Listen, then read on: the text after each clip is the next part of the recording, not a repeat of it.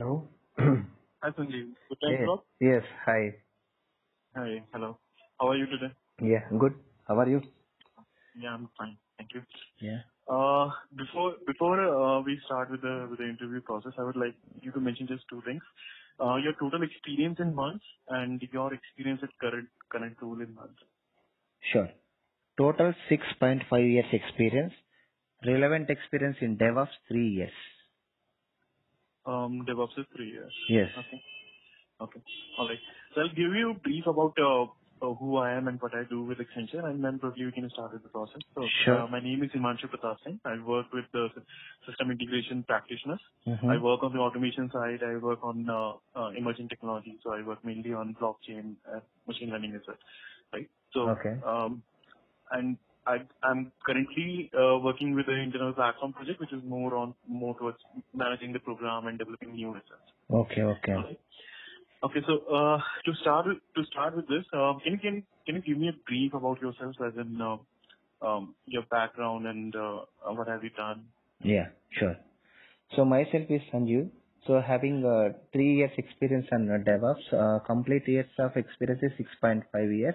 So in my past experience, I worked on a couple of tools like a version control system. I worked SCN and Git, and build tools. I worked Ant and Maven. So Maven I have very good experience. Coming to continuous integration, good knowledge in the Jenkins. So in my past experience, I worked a couple of activities in Jenkins like installing the plugins and installing the nodes for my project requirement. Apart from these things, I have very good experience on deployment tools using the configuration management tool Chef, and also good knowledge in the Rundeck. So coming to ticketing system tools, good knowledge in the sorry, good knowledge in the the ServiceNow and Jira and RTC also I have good knowledge.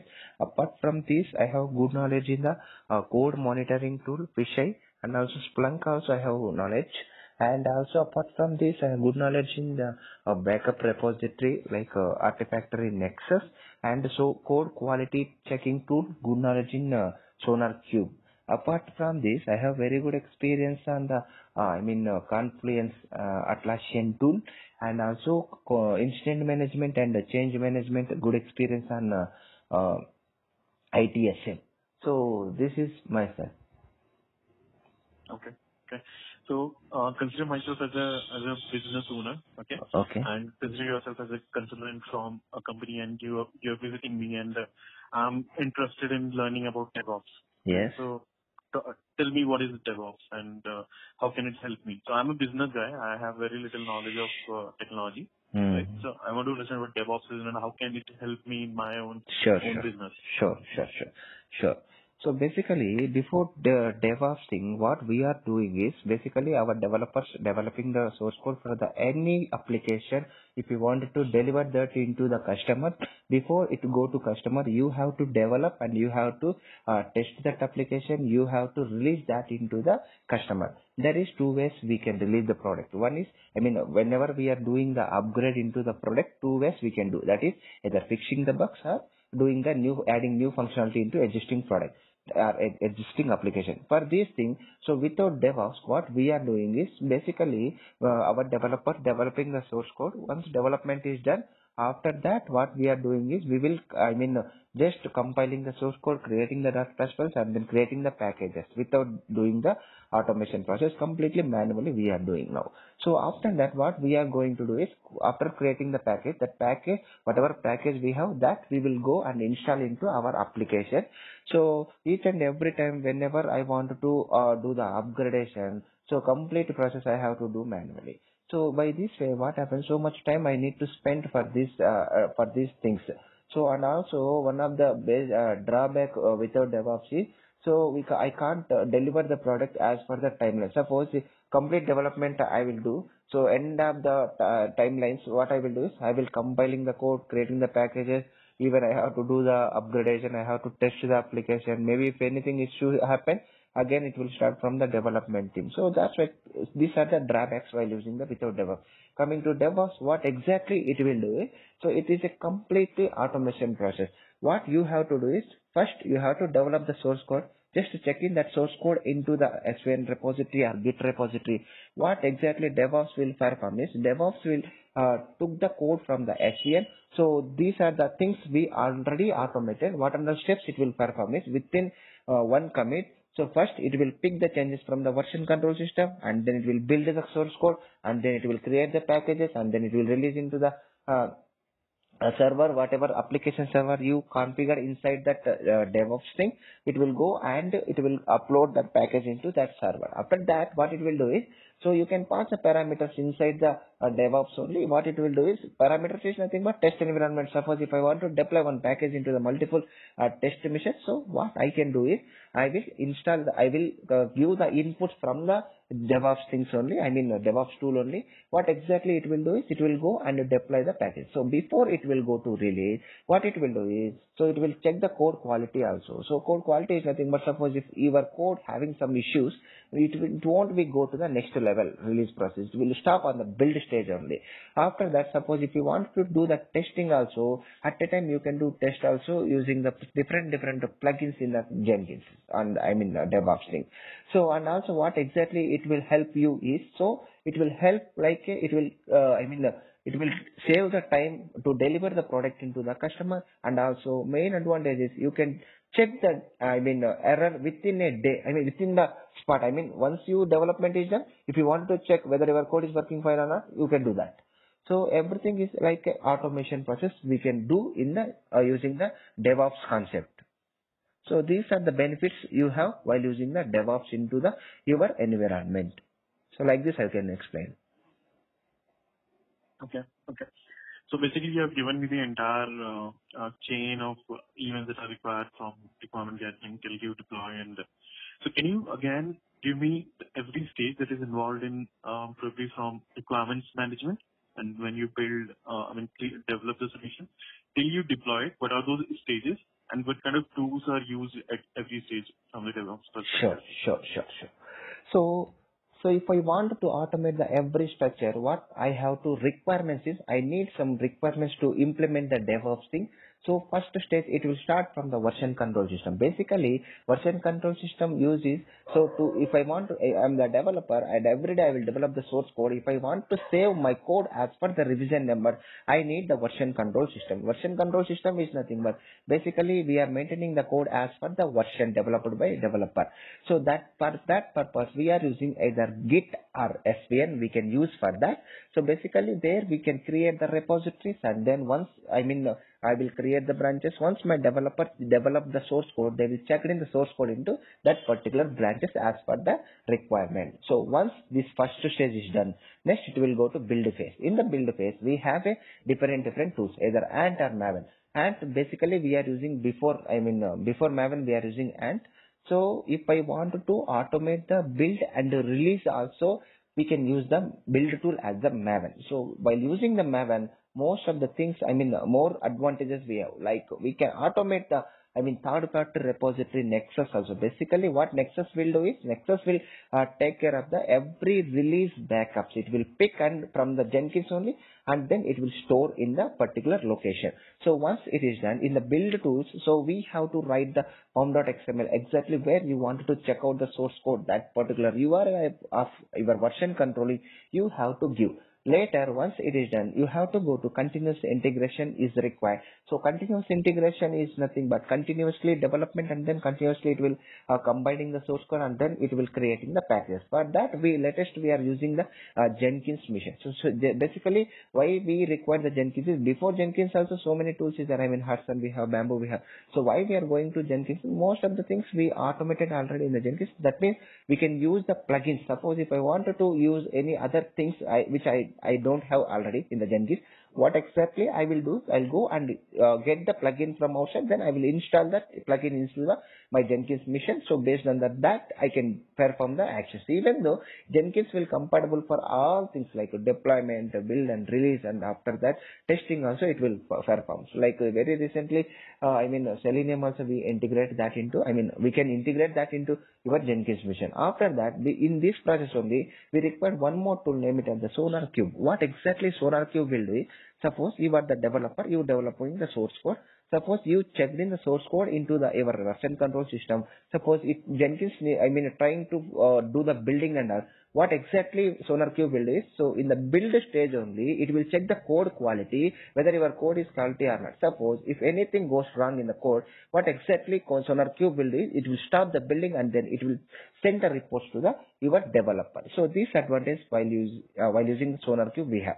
Coming to next thing is after that, a server is required to upload the packages, either Red Hat server or application server. That is based on the requirement. So what exactly we have to do is that we integrated into our Jenkins only. In the build phase only, automatically it will go and upload the package. Coming to last thing, deployment phase. In the deployment phase, what exactly we'll do is, we are using the deployment tool as the Rundeck. So basically Rundeck, we will create one particular job in the Rundeck. So after that, what exactly I will do is that whatever Rundeck job I configured in the Rundeck tool, so that UUID code of the particular job, I should install that plugin into our Jenkins mission. That UUID code I'll pass from the Jenkins only. So if I wanted to perform the deployment, we need some IP address to perform the deployment. So for that, what exactly we'll do is we'll pass the parameters from the Jenkins only. In the Jenkins, we have a option for that build is parameter. So from there only I can pass the parameter. What exactly it will do is, first it will check the parameters and then it will go to Rundeck mission. It will check the whatever UUID code you passed from the Rundeck. It will go and check and then it will deploy the package, install that package into your test server. This complete step is already, we can automate. Just one shot, whenever you check it in the source code into your version controlling, till deployment it will go.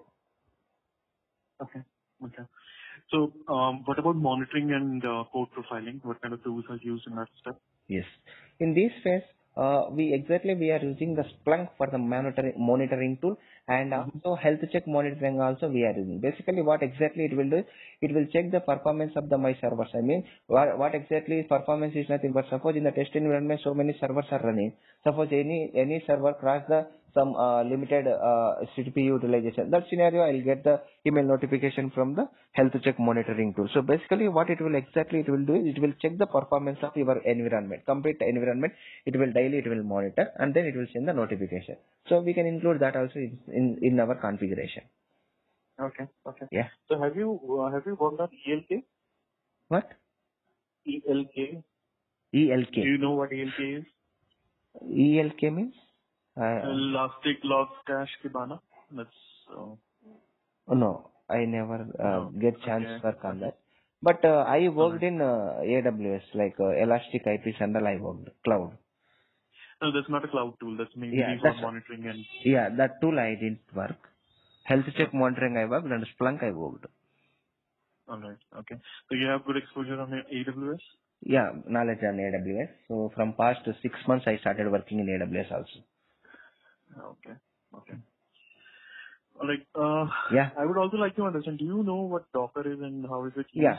So basically Docker we will use for the containerization tool. Exactly what we will do is we will create the images in the Docker hub only. So it's based upon your project requirement. So in the project we can use the private account or public account. So what exactly we'll do is we will divide 2 ways you can pull the images from the Docker hub. So what that is, you can write the own images or a Docker file you can write and then you can upload that into your environment. So according to that you can use into your Jenkins mission using the Docker build and publish, or else you can pull from the Docker hub also, images. So you can use instead of master slave concept, you can use this thing in the Jenkins. So for this concept we are using the Docker. Okay. Yeah. Do you have exposure to cloud architectures? Yeah, I have knowledge. So can you talk about it? What exactly cloud is? Yes. So as for my environment, I have knowledge on the creating the instances in my AWS account. So basically, my account is very small account. So environment is very small. So according to the developer requirement, we are creating the instances in my cloud base. So in that, once we created that, what exactly we'll do is, so IAM we are using for the giving the access management to my developers and all. So in the IAM, basically we will use we will give access different ways. either like giving the access as a single person or groups, I mean administration or particular service access. This kind of access management I will use the IAM. So coming to next thing is, so we will use S3 buckets, but not yet to we I mean automated that process. Now currently we are using as a manual process. So how we will use that is, so whatever packages we will generated in the DevOps environment, that packages we will store that into our S3 buckets we are using for that. So basically we have nearly 20 to 30 buckets currently. So there only I will store my packages into the cloud. So and also I mean database also I will create sometimes. So according to the requirement. So if I require my developer required a database also, I will create the MySQL database, and Oracle also we tried. I mean we will give the database also for particular instances. So these kind of activities we'll do in the cloud. Sometimes we will do I mean auto scaling also whenever we are doing the deployments. So that scenarios we will do the auto scaling also. But AMI and all we can take the backups in complete instances. So this kind of work we did. Okay. Okay. So consider yourself as a DevOps consultant, and imagine me as a company's representative or a client who wants to implement DevOps. Correct. So you're going over there as a consultant. So he has some requirement on how he wants to automate. So how would you approach the problem? I mean, what kind of questions you would be asking, and how would you frame the problem, and how would you come at the solution side? So can you give me the process, as in how would you approach it? I mean, what kind of things you would be talking to the client? What kind of information you would be gathering from the client? Sorry, come again. Your question? If I want, I'm saying is, consider yourself as a DevOps consultant. Sure. And you are at the client location. You're talking to the client, and he has some kind of automation requirement that I want to do something around this. He has no idea what is to be done, and he hasn't sent you anything about his problem. What exactly? He don't know exactly what exactly DevOps. Correct. Client don't know anything. Correct. Okay. Right. So how would you approach it? Right. What kind of data you would be gathering? How would you form a solution for the client, and how would you arrive at that solution, right? And finally, I mean, what is the entire process? I mean, how would you approach the problem, and how would you present the final solution or final whatever, and what are those deliverables that you would be giving to the client so that he can take this project up? Yeah. Are you getting my yeah. You're getting the question? Yes, I got question. Okay. Yeah. So if any requirement like this scenario, what exactly I will do is, so first I will check their environment. Their environment is what exactly they are using without using the DevOps thing, how the process of their things, their side. First I will ask the question like, so can you explain about your environment? I want to know exactly what is your application and what exactly your teams are going to do. So complete environment, I need to ask the question. So why? Because if I want to implement new thing, first I have to check existing thing. So then only I can proceed with the new stuff.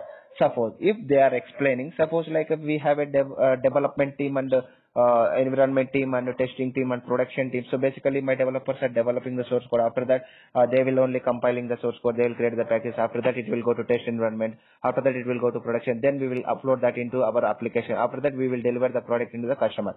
So this kind of information, maybe if client will explain what exactly I will do is, so I will suggest to you can use the, if you give chance to, if you give chance to work on the DevOps, I will give one suggestion like complete process I can implement as the automation process, what you are going to do as the manual process. So suppose how my DevOps will work is end-to-end architecture I will explain like, so this is my application, DevOps architecture. So in this way, what exactly stages is different stages we have while implementing the DevOps into your product.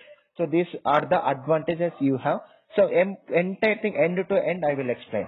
So once it is done, what exactly I will do is I will check one dummy application I will take, and also I will take one dummy code, and also I will show to client as the showcase. I will give the end to end process. So how I will do it? First, for development side, I don't have knowledge. For that, what exactly I will do is, first, before I'm going to implement, I explain into my client. So first step, I need to write, I will take from the developer help to write the one HTML file. So what exactly in the HTML file will do is, so in that one sheet I will mention, I mean in that particular page, suppose, hi, welcome to Bangalore. So this is my one page. So in that page, suppose if I wanted to add one particular column in that particular page, suppose if I want to add the person name and contact details and submit button if I wanted to, implement it to that particular browser. So this is my application.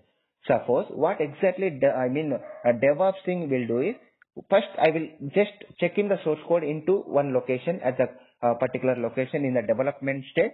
So what exactly my DevOps will do is, completely it will go and install the, suppose in that code what exactly I will mention is, suppose in that sheet whatever application I have, their submit button is not available now. Just I commented in my code. So after that what exactly I will do is, I will remove that comment in the development code. So whenever my deployment is success, automatically the submit button will be enabled in that particular application. So that is my requirement. So for this scenario, first I will one code I will check in into the version control system.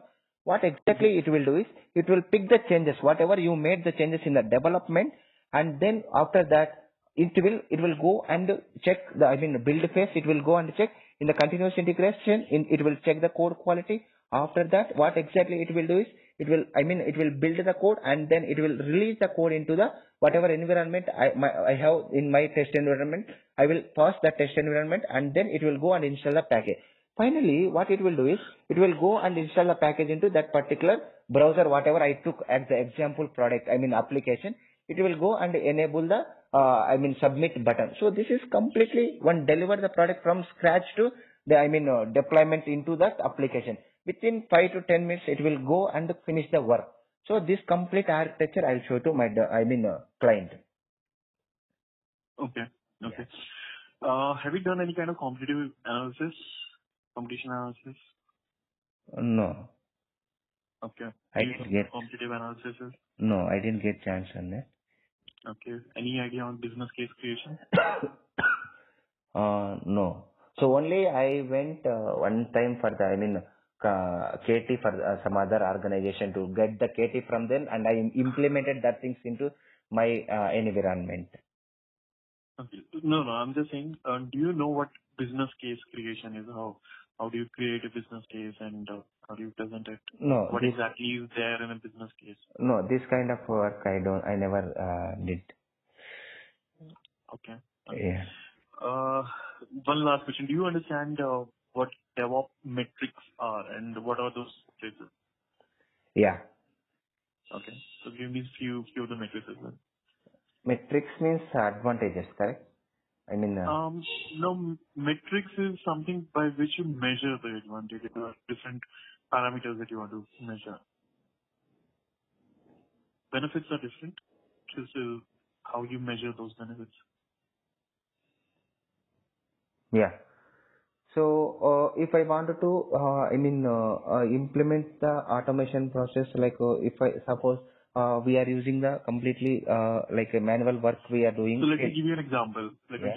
So one of the DevOps metrics would be number of builds, right? Okay. Number of builds that are currently ongoing or have passed or something like that. So can you give me other metrics that you will use to measure how your DevOps environment is working?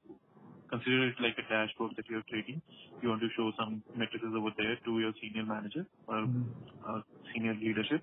What kind of metrics you would be using over there? So for that we have to add the different phases. We will add that metrics. So that means reports. If I wanted to generate up the our complete environment, I have to install a couple of things into my application. My tools I have to install.